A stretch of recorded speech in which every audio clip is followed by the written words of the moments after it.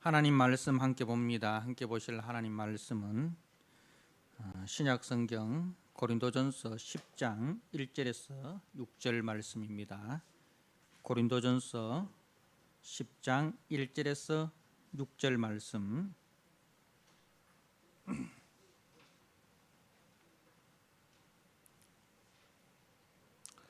말씀을 봉독드립니다. 형제들아, 나는 너희가 알지 못하기를 원하지 아니하노니 우리 조상들이 다 구름 아래에 있고 바다 가운데로 지나며 모세에게 속하여 다 구름과 바다에서 세례를 받고 다 같은 신령한 음식을 먹으며 다 같은 신령한 음료를 마셨으니 이는 그들을 따르는 신령한 반석으로부터 마셨음에 그 반석은 곧 그리스도시라. 그러나 그들의 다수를 하나님이 기뻐하지 아니하셨으므로 그들이 광야에서 멸망을 받았느니라. 이러한 일은 우리의 본보기가 되어 우리로 하여금 그들이 악을 즐겨한 것 같이 즐겨하는 자가 되지 않게 하려 함이니. 아멘. 오늘 고린도전서 10장 1절에서 6절 말씀, 악을 즐겨하지 말라라는 제목으로 주신 말씀을 함께 나누고자 합니다. 1절에서 6절 말씀, 특별히 6절에 이러한 일은 우리의 본보기가 되어 우리로 하여금 그들이 악을 즐겨한 것 같이 즐겨하는 자가 되지 않게 하려 함이니.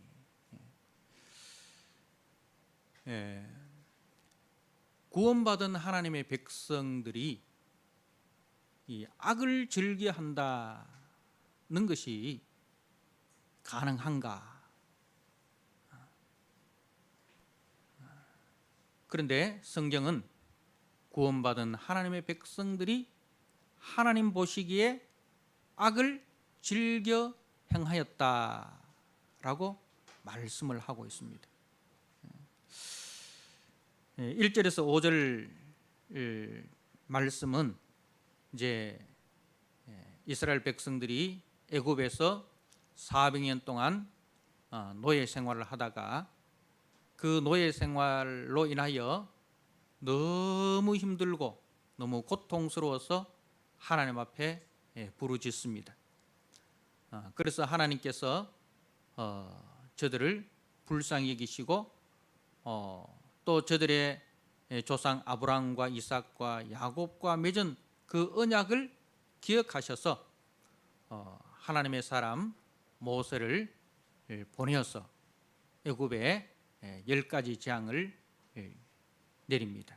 그리고 그 마지막 재앙이 이 6월절 어린 양 사건입니다. 그 밤에 애굽의 전역에 애굽의 바로 왕의 장자로부터 그 종들의 장자에 이르기까지, 그리고 짐승의 그 초태성에 이르기까지 다 죽어 나갑니다.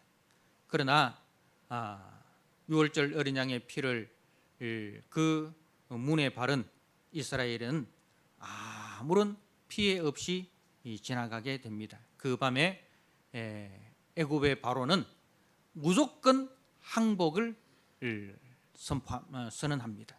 무조건 항복합니다.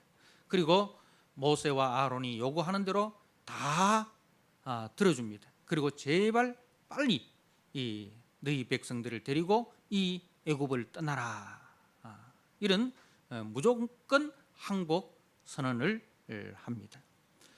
그래서 이제 이스라엘 백성들은 이제 지금까지 모았던 그 재물과 또 가축들을, 은금 이런 것들을 수없이 가지고 애굽을 나오게 됩니다. 그래서 이 출애굽의 은혜는 전적인 하나님의 은혜고 선물입니다. 그래서 이 출애굽에서 이스라엘 백성들이 한 것은 아무것도 없습니다. 무슨 이야기입니까? 구원은 전적으로 하나님의 은혜고 선물이다는 것입니다. 우리가 어머니 뱃속에서 나올 때, 출산할 때 우리가 한 건 뭐 있습니까? 아무것도 없습니다. 그죠? 어머니가 뱃속에서 10달 동안 우리를 지키고 보호해서, 그리고 그 수고로 우리를 출산하듯이 구원은 전적으로 하나님 아버지의 수고로 말미암아 우리에게 주어진 선물이고 은혜고 축복입니다. 그리고 이 구원의 은혜는 결코 취소되지 않는다는 것이죠.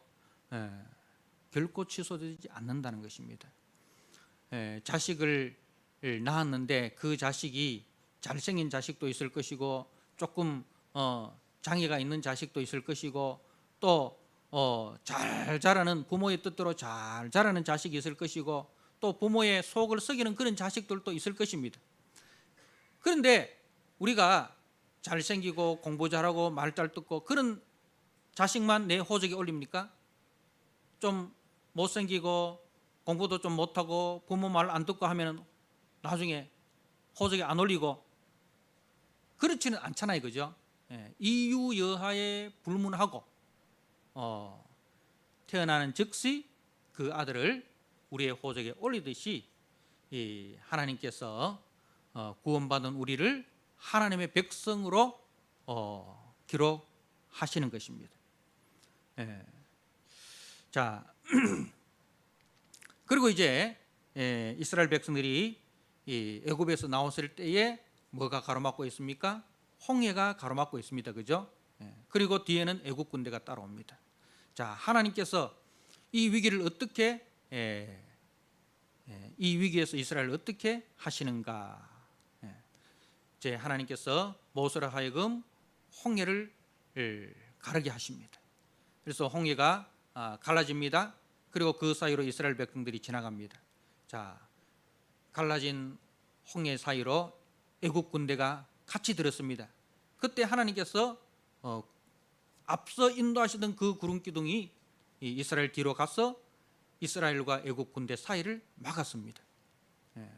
그리고 이제 이스라엘은 무사히 이 홍해를 건너고 육지에 도착하게 되고, 그때 뒤따라오던 그 애굽 군대는 다 수장을 당하게 됩니다. 그리고 광야로 들어섰습니다. 광야에는 먹을 것과 마실 것이 없는, 사람이 살아갈 수 없는 땅이 광야입니다. 물 한 방울에 자비도 없는 땅, 풀 한 폭이 나무 한 그루도 자랄 수 없는 그런 땅이 이 광야입니다. 사람이 살아갈 수 없는 땅이 광야라는 것이죠. 그런데 그 광야에서 하나님의 기적이 일어납니다. 하늘로부터 만나가 내리고 반석에서부터 생수가 이제 솟아나서 하나님의 백성들을 먹이시고 마시우게 합니다. 그리고 낮에는 구름 기둥으로 저들을 햇빛으로부터 막아주시고, 밤에는 불 기둥으로 저들을 추위로부터 보호해 주십니다. 무슨 이야기입니까? 하나님께서 구원하신 자기 백성들을 인도하시고 지키시고 보호하신다는 거예요. 여러분, 자식을 낳아놓고 무책임하게 이제부터 내가 너에게 해줄 일은 다 했으니까 이제부터 네가 알아서 먹고 자고 자라나라, 그렇게 하는 부모가 있습니까? 그런 부모는 없습니다. 부모는 그때부터 그 아이를 먹이고 입히고 자라게 하는 그 수고를 기쁨으로 감당을 합니다. 마찬가지로 하나님께서 구원받은 자기 백성들을 먹이시고 입히시고 자라게 하시는 그 일에 있어서 하나님은 최선을 다해서, 열심을 다해서 그 일을 감당하십니다. 사랑하는 성도 여러분, 이것이 우리 하나님의 은혜고 우리 하나님의 사랑입니다. 자, 그것이 이제 오늘 1절에서 4절까지의 이야기입니다. 이것을 가지고 이제 바울은 신약의 세례와 성만찬을 염두에 두고 이 말씀을 하는 거예요. 세례와 성만찬을 염두에 두고 이야기를 하는데, 2절 말씀해 보면 모세에게 속하여 다 구름과 바다에서 세례를 받고라고 했습니다. 여러분 여기 계시는 분들 거의 다 세례를 다 받으셨죠? 그죠? 예, 다 세례를 거의 다 세례를 다 받으셨습니다. 몇 분들을 제외하고는 다 세례를 받으셨는데 이 세례의 의미가 무엇입니까? 세례의 의미는 모세에게 속하여, 모세에게 속하여, 모세 속으로 들어갔다 이 말입니다. 그 전에는 누구 속에 있었습니까? 애굽 속에 있었습니다. 그죠? 애굽 속에 바로의 그 폭정 속에 있었습니다. 그래서 바로에게 속하여 바로의 종노릇 하던 자들을 이제는 하나님께서 모세 속으로, 모세 품 속으로, 모세 품 안으로 들여보내는 거예요. 그래서 바로의 그 권세가 더 이상 지배하지 못하도록 오직 모세 품 속으로, 그래서 그 모세가 가진 그 모든 그 은혜, 자비, 권세, 능력, 모세가 받는 그 모든 대접을 모세 품 안에 있는 이스라엘 백성들도 똑같이 받는 거예요. 똑같이 받는 거예요. 그게 세례입니다. 그 우리는 누구의 세례를 받았습니까? 그리스도의 세례를 받았습니다. 그죠? 성부와 성자와 성령의 이름으로 세례를 받았습니다. 바로 모세와 연합되었듯이, 구약 이스라엘이 모세와 연합되었듯이 신약에 우리는 예수 그리스도와 연합이 되었습니다. 그리스도의 그 품속으로, 그리스도의 그 십자가 안으로 우리가 들어갔다 이 말입니다. 그래서 더 이상 죄와 사망의 권세가 우리를 지배하지 못하고 예수 그리스도의 그 은혜와 능력이 우리를 지배하고 다스리게 되었다는 말씀입니다. 그것이 세례예요. 자, 그러면 성만찬은 무엇입니까? 그 뒤에 3절에 보면 다 같은 신령한 음식을 먹으며 다 같은 신령한 음료를 마셨으니, 자, 음식과 음료가 나오는데 이 만나와 생수를 말하는데 이것을 만나와 생수로 표현하지 않고 음식과 음료로 표현을 한 이유가 있습니다. 그것은 그 뒤에 나오는 그들을 따르는 신령한 반석으로부터 마셨음에 그 반석은 곧 그리스도라. 그리스도를 염두에 두고 음료와 음식으로 표현을 한 겁니다. 다시 말해서 이것은 성만찬입니다. 주님께서 자신의 살과 자신의 피를 우리에게 주심으로 우리가 그 살과 피를 먹고 마시는 그 은혜에 참여하게 된 것이죠. 다시 말해서 이 성만찬은 세례를 날마다 기억하는 겁니다. 나는 그리스도의 피와 그리스도의 그 살에 참여한 자이구나. 내가 그리스도와 연합된 자이구나. 그것을 늘 기억하는 것이 성만찬입니다. 우리 교회는 상반기와 하반기에 성찬 예식을 하는데 올해는 코로나로 인하여 성찬 예식을 못하였습니다. 근데 성찬의 의미가 바로 이거예요. 나는 그리스도께 속한 자이구나. 그리스도의 살과 그리스도의 피에 참여한,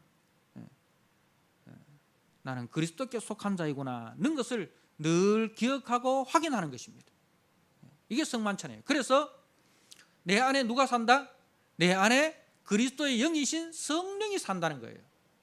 내 안에 그리스도의 영이신 성령께서 내 마음의 중심에 집을 짓고 가시는, 그러므로 나는 뭐가 되는 거예요? 하나님의 성령이 가는 하나님의 집, 성전이 되는 거예요. 거룩한 하나님의 집이 되는 것입니다. 그것을 확인하는 것이 성만찬입니다. 그래서 이 성만찬을 통해서 내 안에 성령이 가신다. 성령이 나의 주인이시다. 나는 전적으로 성령의 인도하심과 보호하심 가운데 있다는 것을 기억하고 감사하는 것, 그것이 이 성찬 예식입니다.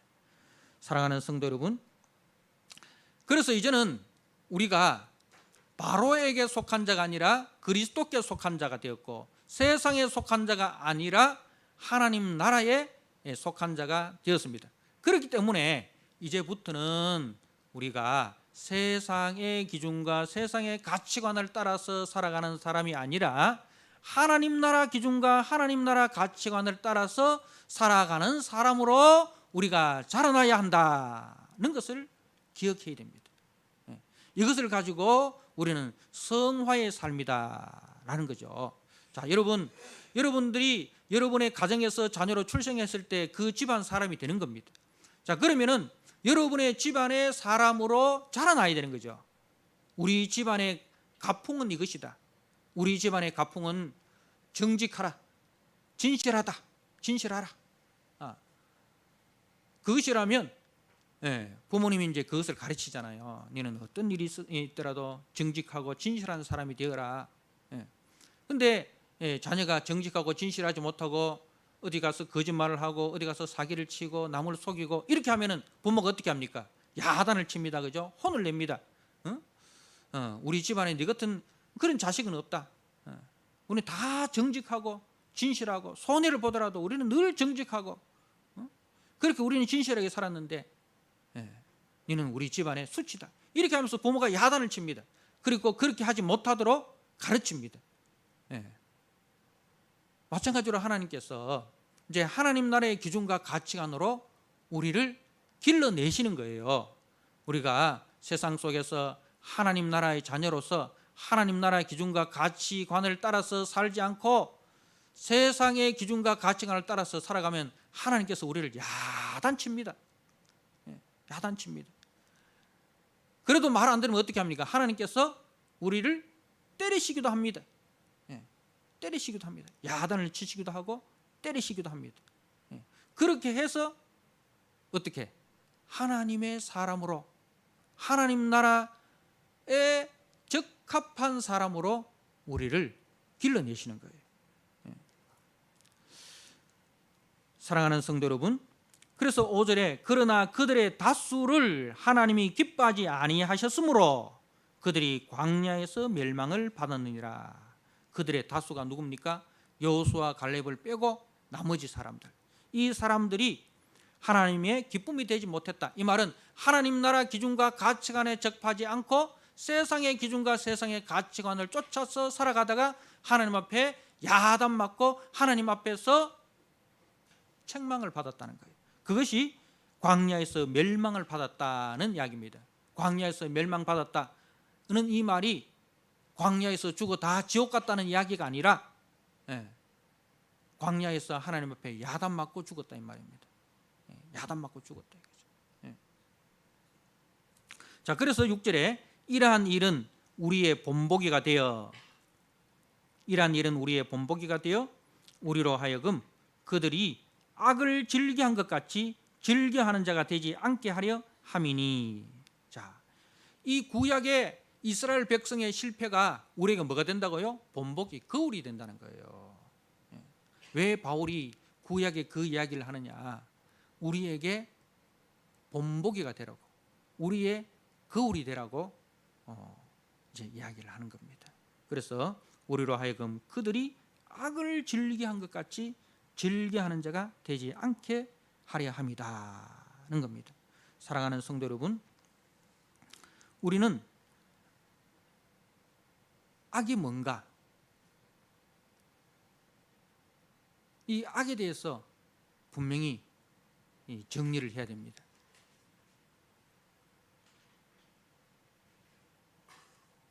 예수님 당시에도 바리새인들은 자기들 나름대로 다 선을 행한다고 생각을 했어요. 한 사람도 자기들이 악을 행한다고 생각하지 않았습니다. 그런데 선악의 기준은 누구예요? 우리 주님입니다. 주님만이 선악의 기준입니다. 그런데 인간이 선악과를 먹고 난 뒤에는 선악의 기준이 자기가 되어버렸어요. 자기한테 유리하면 선이고 자기한테 불리하면 악이에요. 이게 인간의 선악 기준입니다. 이 인간의 선악 기준에서 우리가 벗어나야 됩니다. 이제는 하나님이 보시기에 선하면 그것이 우리에게도 선이 되어야 되고, 하나님 보시기에 악이면 그것이 우리에게도 악이 되어야 됩니다. 선악의 기준은 내가 아니라 내 안에 계시는 성령님, 하나님의 말씀, 이 선악의 기준이다는 사실을 우리가 기억을 해야 됩니다. 자, 사랑하는 성도 여러분, 우리는 하나님 나라 기준과 하나님 나라 가치를 따라서 살아가는 이것을 선이라 하고, 이 싸움을 우리는 선한 싸움이라 합니다. 이 싸움을 우리는 선한 싸움이라 합니다. 세상은 다 싸워요. 싸우는데 선한 싸움을 싸우는 사람이 있고 악한 싸움을 싸우는 사람이 있어요. 악한 싸움은 어떤 것이 악이에요? 자기가 기준이 되고 자기가 중심이 되고자 하는 것, 이게 악이에요. 그래서 자기가 중심이 되고 자기가 기준이 되기 위해서 하나님마저도 이용하고, 그리고 이웃마저도 그 일에 도구로 사용하는 것, 이게 악입니다. 선은 뭐예요? 선은, 선하신 분은 누구예요? 예수님입니다. 선하신 분은 예수님인데, 예수님은 어떻게 하셨습니까? 예수님은 철저하게 자기 중심이 아닙니다. 자기를 비워 하나님과 동등되시는 분이시지만 하나님과 동등됨을 여기지 아니하시고 오히려 자기를 비워 종의 형체로 죽기까지 순종하시고, 죽기까지 순종하심으로써 우리를 죄와 사망에서 구원하신 것, 이게 선한 싸움이에요. 그래서 선한 싸움은 예수님의 그 십자가처럼 하나님의 뜻을 위해서, 하나님의 영광을 위해서 자신을 낮추고 자신을 희생해서 하나님의 뜻에 복종하는 겁니다. 그리하여 죄와 사망 가운데 있는 우리를 구원하는 것, 이게 선이에요. 그럼 악은 뭐예요? 악은 십자가의 이 기준과 가치를 떠나서 자기 희생이 아니라 철저하게 자기 중심이고 자기가 왕노릇하는 거예요. 그래서 자기가 생각하는 것, 자기가 목표 삼은 것을 이루기 위해서는 하나님마저도 도구로 사용하는 거예요. 하나님마저도 그 일의 도구로 사용하고, 그래서 철저하게 남을 짓밟고 남 위에 군림하고 남을 정복하고 다스리는 것, 이게 악입니다. 사랑하는 성도 여러분, 우리는 그 악을 즐겨하는 자가 되어서는 안 된다는 것입니다. 그 악을 즐겨하는 자의 모습이 어떻게 나타납니까? 7절에는 우상숭배로 나타나고, 8절에는 음행으로 나타나고, 9절에는 시험으로 나타나고, 10절에는 원망으로 나타납니다. 그 결과는 어떻게 됩니까? 10절에 그들 가운데 어떤 사람들이 원망하다가 멸망시키는 자에게 멸망하였나니, 결국은 멸망이라는 겁니다. 하나님의 기쁨이 되지 못한다는 거예요. 하나님의 영광이 되지 못한다는 것입니다. 하나님 앞에 귀하고 영광스럽게 사용되지 못한다는 겁니다.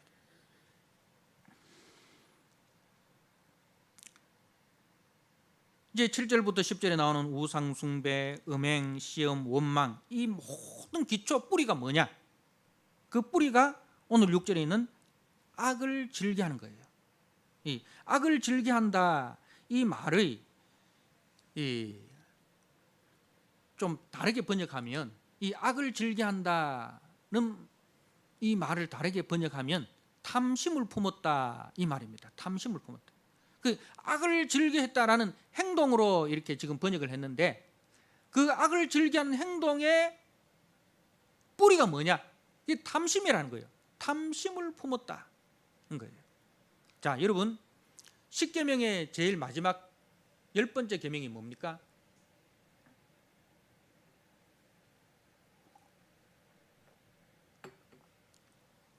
탐심입니다. 그죠? 탐심.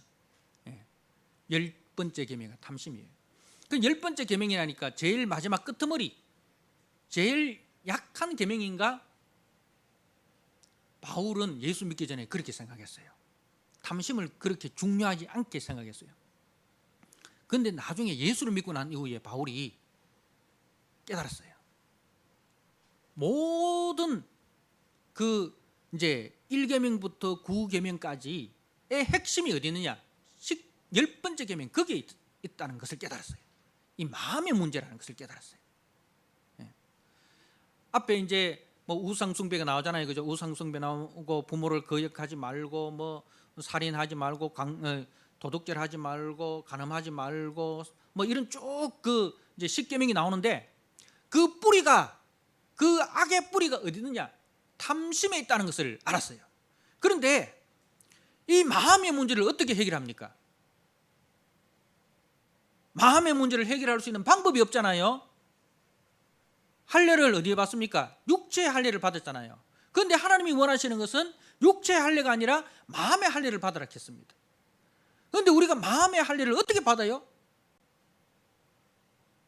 받을 방법이 없잖아요. 우리 인간의 힘으로는 마음의 할례를, 마음의 그 생각을 우리가 끊을 수 있습니까? 없습니다. 그죠? 여러분 마음속에 떠오르는 많은 그 생각들, 하루에 수천 수만 가지의 생각이 떠올랐다가 사라졌다가 떠올랐다가 사라졌다가 합니다. 그죠? 그런데 그 수천 수만 가지의 생각들이 여러분 좋은 생각들만 떠오릅니까? 좋은 생각들을 또 떠오르죠. 내 옆에 있는 불쌍한 사람을 볼 때 어떻게 하면 저 사람을 도울 수 있을까? 막 그런 좋은 생각도 떠오르지만은 이 코로나 시대에 교회가 욕을 먹고 있는데 교회가 욕을 먹지 않고 교회가 세상의 빛과 소금이 되기 위해서 어떻게 해야 될까? 내가 성도로서 내가 어떻게 살아가야 될까? 이런 뭐 생각들도 떠오르지만은 그런 거는 의지를 들여야 나오는 생각이고 대부분 생각이 어떤 생각이에요? 네. 악한 생각이지 않습니까? 네. 악한 생각들이 막 떠오르는 거예요. 그런데 이 생각 자체는 나쁜 게 아니에요. 생각이 막 떠오르는 거 그걸 내가 어떻게 할 수는 없잖아요. 그런데 탐심이라는 것은 뭐냐면은 디자이어, 욕망입니다. 잘못된 욕망을 가지고 탐심이라고 하거든요. 이 욕망은 생각, 이 마음에서 한 단계 더 나아가는 거예요. 그걸 가지고 집착이라고 합니다. 마음에서 생각에서 이게 집착을 하는 거예요. 집착. 그 집착이라는 건 뭐예요? 붙들어 버리는 거예요. 그 생각 꽉 붙들어 버리는 거예요. 그리고 그것을 이제 이루기 위해서 계획하고 발전시켜 나갑니다.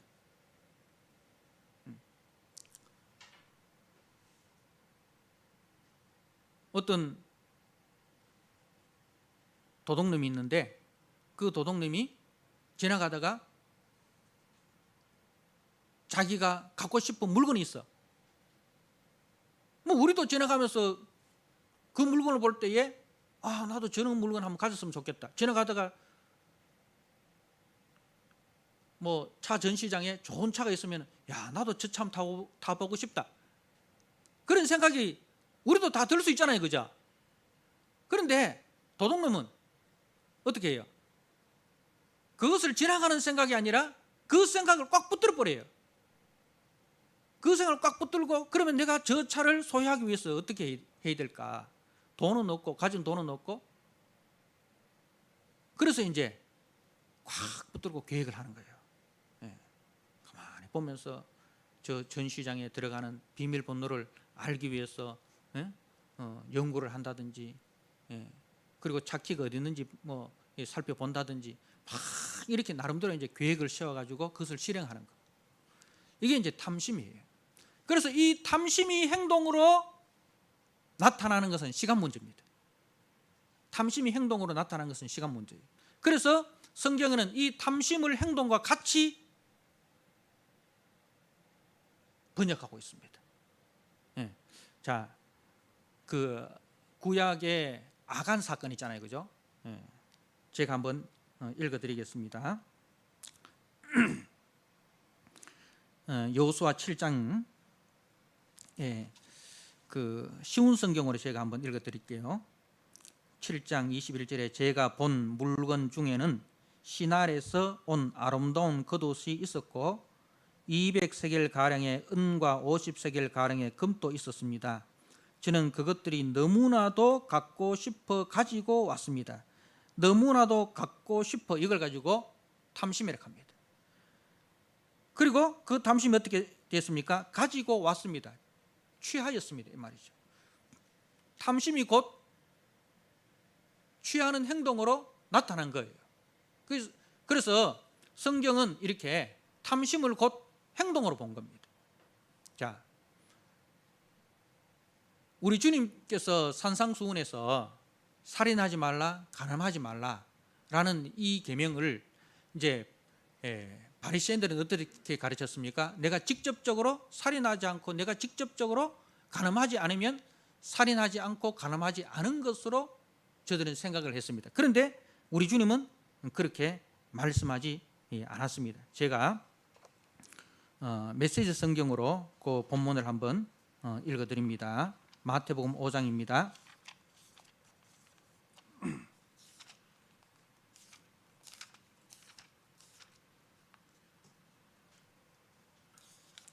마태복음 5장 21절에 너희는 옛사람들에게 주어진 살인하지 말라는 계명을 잘 알고 있다.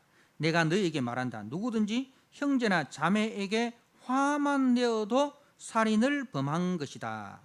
무심코 형제를 바보라고 부르면 너희는 법정으로 끌려갈 수 있다.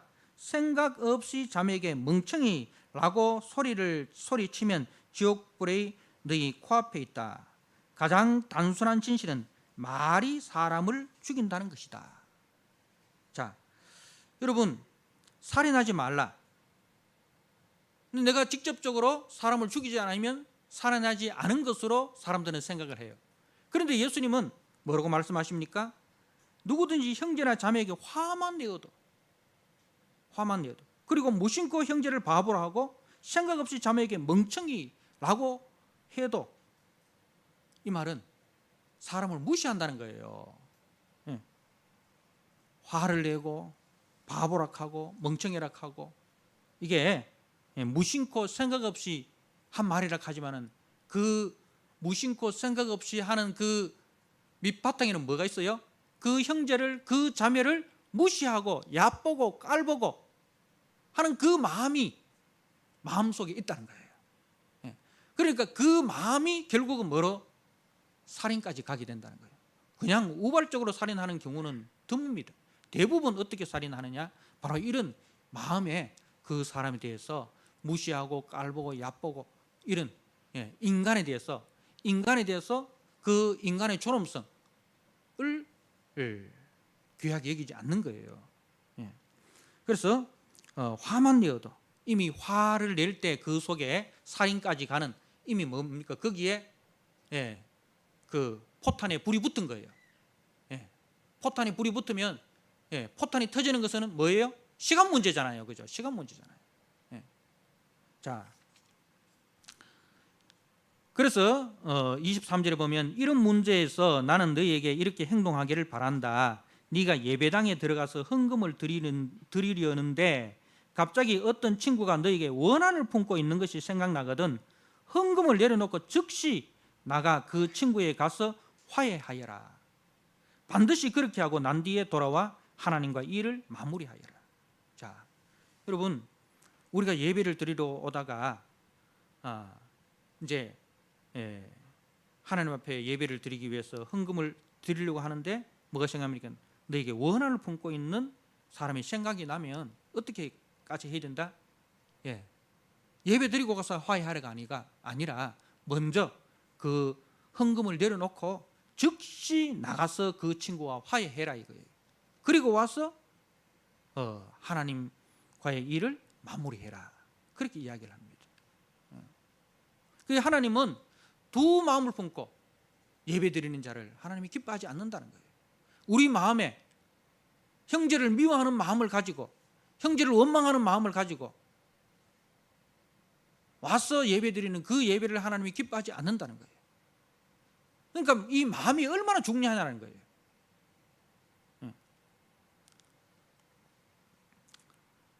자, 그리고 이제 27절에 보니까 너희는 남의 배우자와 동침하지 말라는 계명도 아주 잘 알고 있다. 그러나 단순히 동침하지 않는다고 해서 너희의 덕을 지켰다고 생각하지 마라. 너희 마음은 너희 몸보다 훨씬 빨리 정욕으로 더럽혀질 수 있다. 아무도 모를 것 같은 곁눈질도 너희를 더럽힌다. 마음은 너희 몸보다 훨씬 빨리 정욕으로 더럽혀질 수 있다. 여러분, 이 탐심이 얼마나 무섭다 하는 것을 우리에게 말씀하고 있는 거예요. 잘못된 욕망이 얼마나 무서운 결과를 낳게 된다는 사실을 우리에게 말씀하고 있는 것입니다.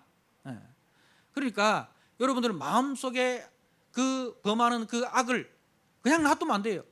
빨리 여러분들 해결해야 됩니다. 하나님 앞에 해결할 것은 회개하고 사람 앞에서 해결할 것은 사람과 해결해야 돼요.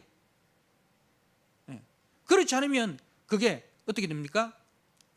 하나님은 그걸 살인으로 보시고 그걸 간음으로 보신다는 거예요. 그 두 마음을 품고 기도하면 하나님께서 듣지 않는다고까지 하십니다.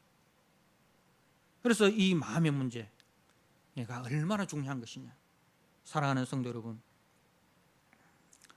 우리는요 하나님의 은혜를 묵상하고 하나님께서 우리에게 베푸신 그 구원의 은혜를 묵상하고 감사하고, 그리고 이제는 내가 구원받은 자로서 하나님 앞에 어떻게 살아가야 할까, 하나님 나라 기준과 가치에 합당한 사람으로 살아가기 위해서 우리를 절제하고 그 일에 우리는 헌신하는 자로 자라가야 합니다.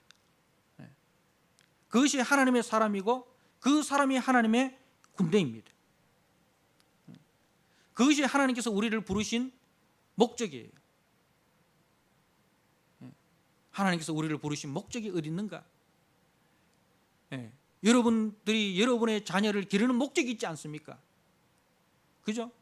우리 자녀가 자라서 이런 사람이 되었으면 좋겠다, 그런 소망을 가지고 여러분들이 기르지 않습니까? 그것보다도 하나님은 우리에 대한 소망이 더 크십니다. 우리를 구원하시기 위하여 자기 아들까지도 희생하신 그 하나님 아버지께서 우리를 향하신 그 구원의 선하신 목적이 분명히 있다는 거예요. 우리는 그 구원의 목적을 향해서 우리는 달려가야 됩니다. 그 구원의 목적이 어디 있는지 구약과 신약을 통해서 한 번만 보고 말씀을 마치도록 하겠습니다. 자, 구약 성경 출애굽기 19장 말씀을 한번 보시기 바랍니다. 구약 성경 출애굽기 19장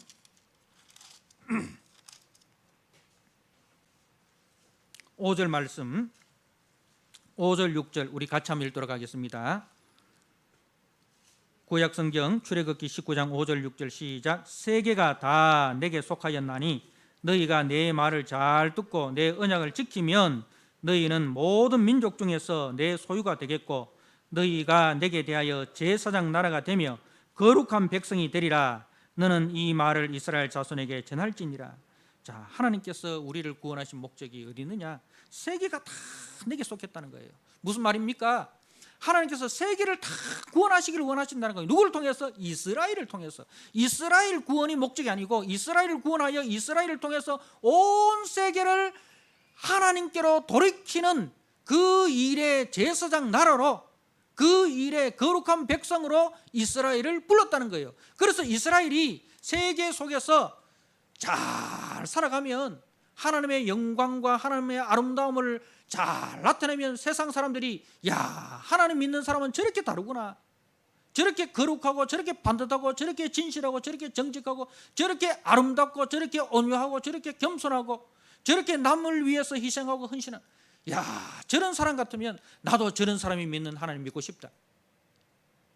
이렇게 해서 온 세계를 하나님께로 돌이키게 하는 제사장으로, 제사장은 자기를 위해서 있는 존재가 아니에요. 제사장은 하나님과 사람 사이의 중보자예요. 사람들을 하나님께로 인도하는 그게 제사장의 역할입니다. 자, 우리가 신약으로 넘어가서 베드로전서 2장 9절 10절 한번 보도록 하겠습니다. 베드로전서 2장 9절 10절입니다. 같이 한번 읽도록 하겠습니다. 신약 성경 379쪽입니다. 그러나 너희는 택하신 족속이요 왕같은 제사장들이요 거룩한 나라요 그의 소유가 된 백성이니 이는 너희를 어두운 데서 불러내어 그의 기이한 빛에 들어가게 하신 이의 아름다운 덕을 선포하게 하려 하심이라. 너희가 전에는 백성이 아니더니 이제는 하나님의 백성이요 전에는 긍휼을 얻지 못하였더니 이제는 긍휼을 얻은 자니라. 구약의 출애굽기 19장에 있는 말씀과 똑같은 말씀입니다. 신약에 우리를 예수님께서 피로 값주고 우리를 구원하신 목적이 어디 있느냐? 바로 우리를 통해서 온 세상을 하나님께로 돌이키는, 우리로 말미암아 하나님을 아는 지식이 물이 바다를 덮음같이 온 땅에 충만하도록 하는 그 일을 위해서 우리를 부르셨다는 거예요. 그래서 우리가 이 땅에서 하나님의 그 아름다움을 드러내면 우리를 통해서 하나님의 영광이 세상에 나타날 것이고, 우리가 만약에 세상 속에서 하나님의 자녀로서 바르게 살아가지 못하면 하나님의 영광이 땅에 떨어지는 거예요. 그래서 고린도후서 2장 15절에 보니까 우리를 그리스도의 향기라고 했어요. 향기. 여러분, 이 향기는 향품은 어떻게 해서 향품이 만들어지는지 아십니까? 예수님의 머리에 향유를 부은 여인이 있습니다. 그 향유가 어떻게 해서 만들어지는지 아십니까? 히말라야 고산지에서 그 나오는 그 식물의 뿌리를 찢어야 됩니다. 찢어야 거기서 향기가 나오는 거예요. 여러분, 뭐 참기름, 들기름, 이 기름이 어디서 나옵니까? 그것을, 그 참깨를 찢고 빻고 해야 거기서 기름이 나오듯이 향기도 마찬가지예요. 우리의 옛사람이 찢어지고, 우리의 자존심이 찢어지고, 우리의 욕심이, 우리의 죄성이 찢어지고 빠지고, 우리가 희생되고 우리가 낮아지고 우리가 헌신되어야 거기서 향기가 나타나는 거예요. 내 주장 다 하고 내 하고 싶은 거 다 하면 거기서 절대로 향기가 나타납니다. 그렇게 거기서 뭐가 나오느냐? 악취만입니다. 여러분들이 하고 싶은 말 다 해보세요. 거기 좋은 말 나옵니까? 나쁜 말 나옵니까? 원망의 말 나옵니까? 칭찬의 말 나옵니까? 거기는 악취만 나요. 여러분들이 하고 싶은 말 다 하면 여러분의 가정도 악취가 나는 가정이 돼요. 그런데 여러분의 가정에서 하고 싶은 말 있지만은, 내가 그리스도의 사람이기 때문에 그리스도의 온유하심과 그리스도의 겸손과 그리스도의 향기를 나타내야 되기 때문에 내가 참고, 내가 절제하고, 내가 양보하고, 내가 손해보고, 그렇게 할 때에 그 가정이 그리스도의 향기가 나타나는 가정이 되고, 그 교회가 그리스도의 향기가 나타나는 교회가 되고, 그러한 가정과 그러한 교회와 그러한 성도를 통해서 온 세계가 하나님을 아는 역사가 나타나게 된다는 사실입니다. 우리는 그 일을 위해서 부름을 받았다는 사실을 기억하시기 바랍니다. 우리 주님께서 교회를 세우시고 우리 주님께서 가정을 세우신 목적이 거기 있다는 사실을 꼭 기억하시고, 여러분의 가정생활이 힘드시고 여러분의 교회생활이 힘드시고 여러분의 직장생활이 힘드신다는 거 다 압니다. 힘들어도 우리 성도가 가야 할 길을 가야 되지 않겠습니까? 그래서 여러분, 힘들더라도 한 30년 참으시고 50년 참으십시오. 그러면 다 해결됩니다. 주님 앞에 서면 주님께서 뭐라 하십니까? 착하고 충성된 종아, 네가 적은 일에 충성했으니 내가 많은 것으로 갚겠다. 주님께서 우리 눈에 눈물을 씻어주시고 우리를 주님의 품 안에 다 안아주실 것입니다. 그 날을 바라보면서 여러분 가정에, 여러분 이 섬기는 교회, 여러분의 직장 속에서 하나님이 구원하신 그 목적을 향해서 힘써 달려가는 저와 여러분 되기를 주님의 이름으로 부탁드립니다. 아멘. 하나님 아버지, 오늘 말씀을 통하여 악을 즐겨 행하는 자가 되지 말라 하셨습니다. 하나님 아버지, 우리 속에 잘못된 그 욕망, 탐심이 아버지여 뿌리채 뽑혀지고 우리 속에 계시는 성령님, 그 성령님의 음성을 따라, 말씀을 따라 우리가 순종하며 살아가므로 우리를 구원하신 하나님의 거룩한 목적, 제사장 나라 되게 하는 아버지 그 일에 우리가 충성과 열심을 다하게 하여 주옵소서. 그 일을 위하여 우리를 찢게 하여 주옵소서. 그 일을 위하여 우리의 욕심을 찢고 우리의 그 욕망을 찢고 하나님 아버지 오직 주의 성령이 역사하는 그런 가정, 그런 교회, 그런 성도 되도록 주님 축복하여 주옵소서. 예수님께 하신 이름으로 감사하며